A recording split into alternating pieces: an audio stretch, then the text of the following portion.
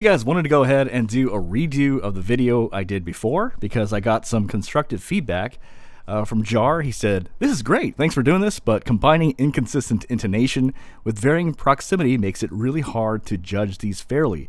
So what he's basically saying is it's not consistent, and I think he's right. So here's what I'm doing, okay?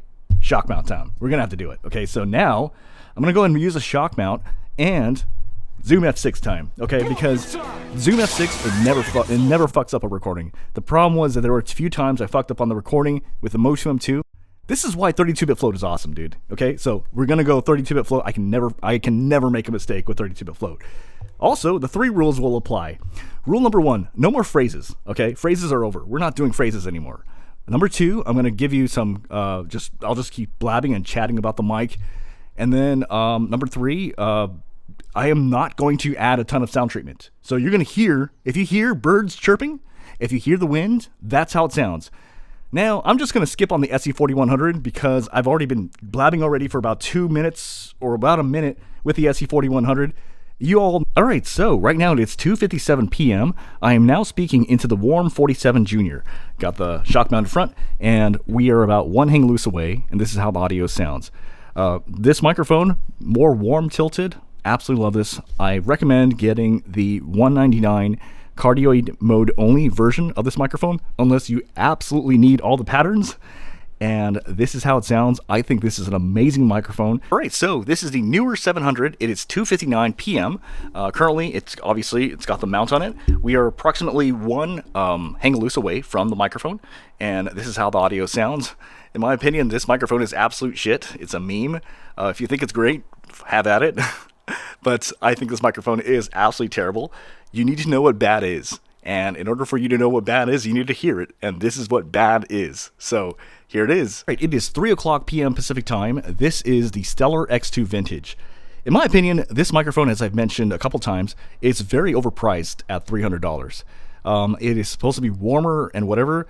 Dude, just get the Warm 47 Junior, in my opinion. But if you like the sound, this is the sound you're going to get. I'm exactly about one hang loose away from the microphone, pop filter in front, shock mount exactly where it is. Should be pretty consistent, and this is how it sounds.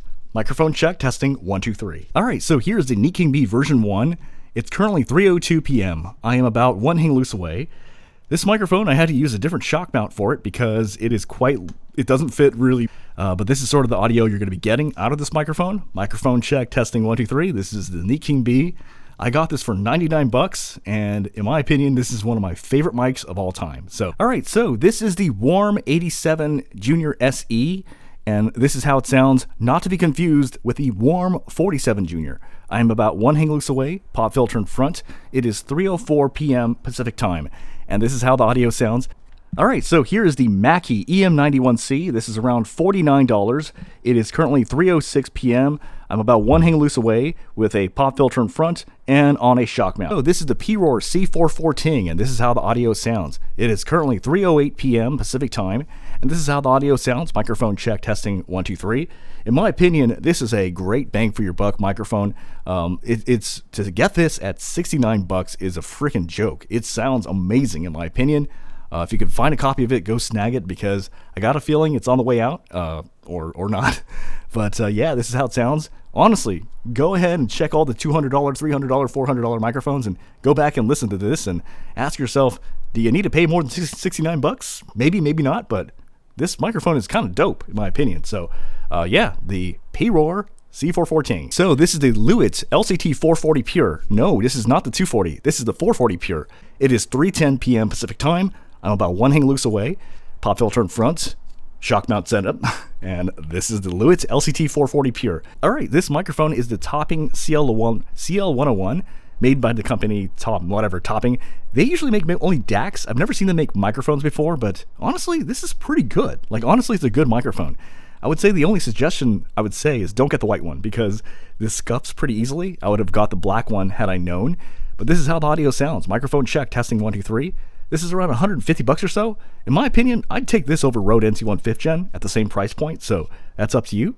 It is 3:12 p.m. I'm about one hang loose away, pop filter in front, shock mount set in place. Alrighty, speaking about the Rode NT1 5th Gen, here it is right here. It is 3:14 p.m. Pacific time. I'm about one hang loose away from the microphone, and same distance, pop filter in front, and this is how the audio sounds. For about $150, usually people veer towards the NT1 5th Gen. If that's what you like, go for that, or if you like the toe ping, go for that, but they're both $150.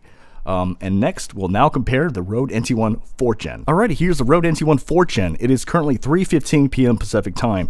I'm about one hang loose away from the microphone, pop filter in front, consistent with the shock mount, and this is how it sounds. Microphone check, testing 1, 2, 3. I always say if you have the option, go for the 4th Gen instead.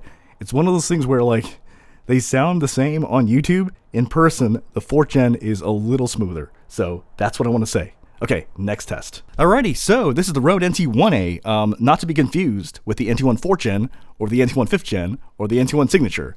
It is 3:16 p.m. I hate this microphone. This is extremely sibilance. I'll go ahead and do a sibilance test right now. Woo! That's bad. So anyway, I don't like this microphone. It's discontinued. Thank goodness. It's gone. And on to the next microphone. Alright, so this is the MXL990. The time is 8:28 p.m. I made a mistake with a video and something went wrong and it overrid it. So here is the MXL990. I realize it's at a different time. You're not missing out on much. This is a bad mic. So I'm going to go ahead and do some sibilance tests. Okay, so here is the MXL770. It is 3:18 p.m. Pacific time. You know, this microphone confuses the hell out of me because sometimes it can sound pretty good, but sometimes it sounds bad. And when you edit the audio, like when you try to do compression or whatever, it just fights back. It's like, no, you shall not pass. You know, so I generally, it doesn't, the microphone shootout doesn't tell you enough, but if you want to get it, but I do think there's better options. All right, so here's the Audio Technica AT 2020, currently 3:19 p.m. Pacific time. I'm about one hang loose away with a pop filter in front, and this is how the microphone sounds. So to me, this microphone is, well, this is a beginner microphone. Usually, if you're getting your first XLR microphone, people usually say get this, but honestly, I would say get the AT 2035. Alrighty, so here is the Audio Technica AT 2035. This is basically the next iteration up from the AT 2020. I do feel like this microphone is actually pretty dang good. I would recommend it. It is 3:20 p.m. Pacific time right now. I'm one hang loose away, pop filter in front, shock mount set in place, and this is how the audio sounds.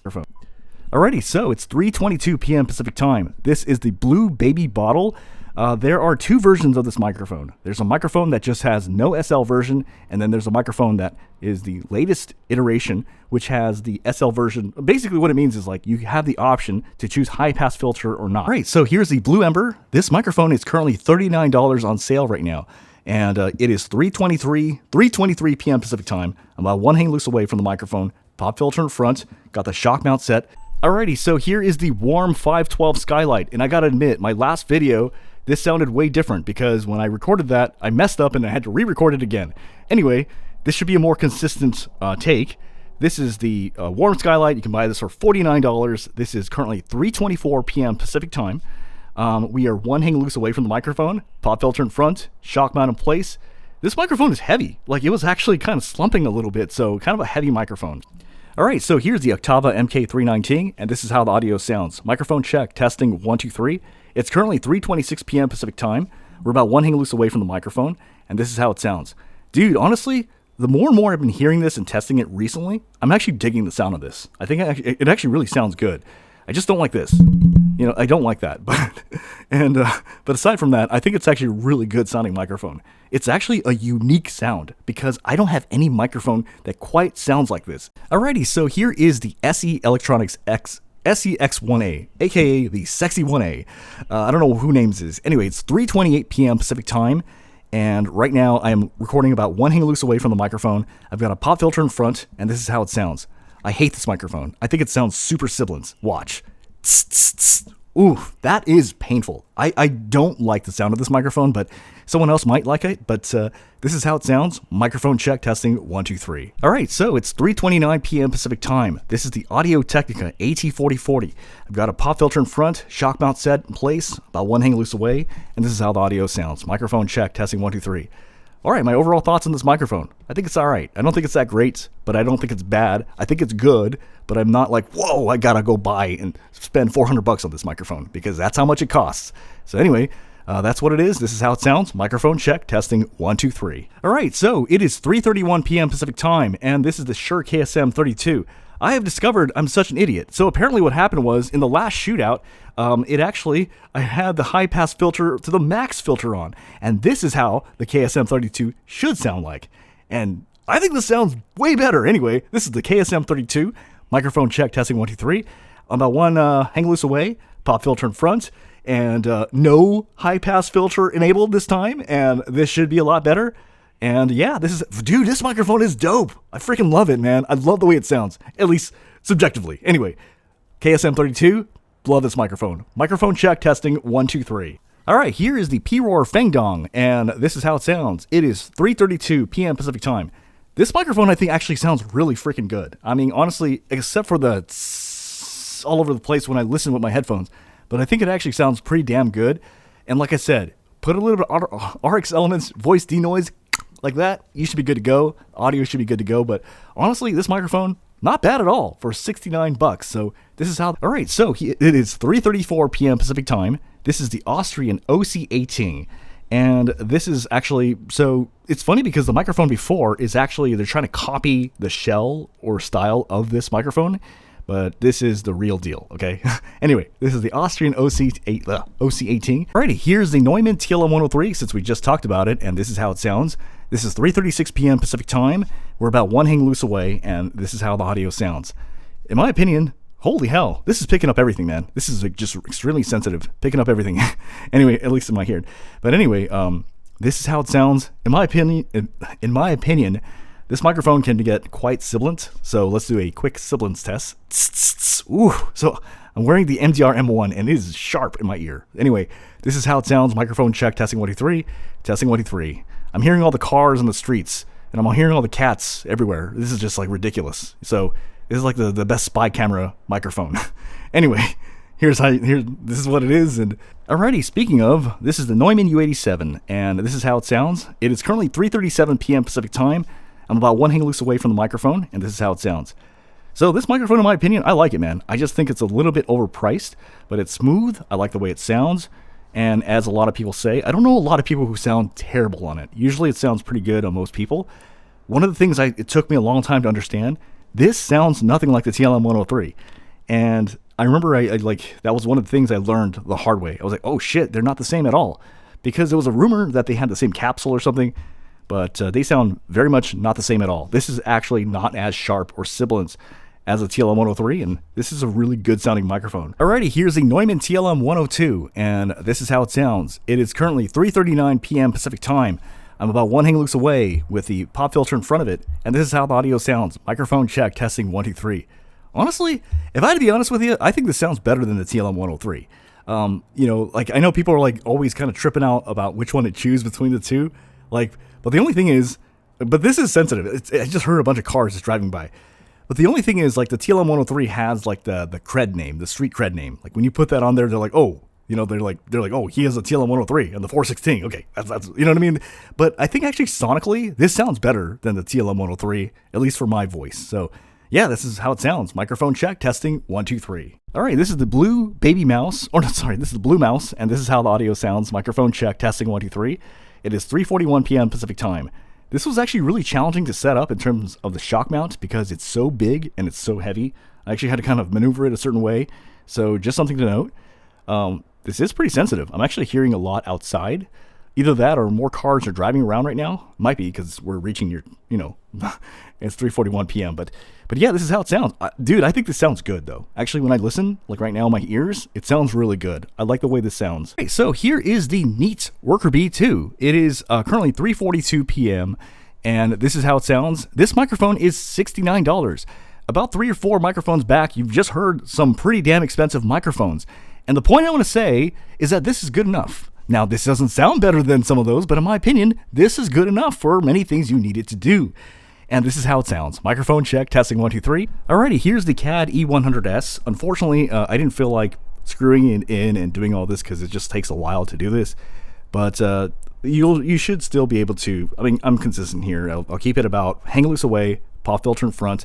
This is the CAD E100s, and it is currently 3:44 p.m. Pacific time, and this is how it sounds. Microphone check, testing 1, 2, 3. I like the sound of this microphone. It's a little bright and not as sharp as the TLM103, but you know, it is what it is. This is how it sounds. Yeah, but the funny thing is, the reason why, ironically, I don't like this sometimes is it is the shock mount. It's annoying. You gotta like the rubber bands do break off sometimes. Then you gotta put in hair bands, and then the way it sets up is like kind of annoying. Alrighty, here is the CAD E100SX. Unfortunately, I didn't put it on a shock mount. It's just too much hassle for me to do that. But this is how it sounds. It is currently 3:46 p.m. Pacific time, and this is how it sounds. This is substantially cheaper than the E100S. The E100S I think goes for like $500. This you can find anywhere from $69 to $150 at times. It varies vastly, but yeah, this is how it sounds. Now I'm going to go ahead and turn on the high pass filter on it because, okay, now it's enabled. All right, so now that it's enabled, you can see it does get a little bit closer to the sound of the CAD E100S, but this is how it sounds. Microphone check, testing 1, 2, 3.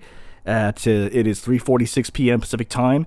All right, so my apologies. I just realized as I was editing audio and editing the video, I realized I forgot one microphone here. So this is the Teenage Engineering CM15. It is 4:27 p.m. I apologize if the intonation is a little bit different because obviously an hour has passed. But this is how the audio sounds. Microphone check, testing 1, 2, 3. I'm about one hang loose away. Obviously in this case I didn't put a shock mount on it, but this is how it sounds. Dude, I think this microphone is pretty freaking rad, honestly. I mean, the price is kind of stupid, obviously, but this is really ridiculous at this kind of like, that it's like this small. I mean, I think that's ridiculous, and you're getting like, in my opinion, this is viable. Like, I actually think the audio is viable on this thing.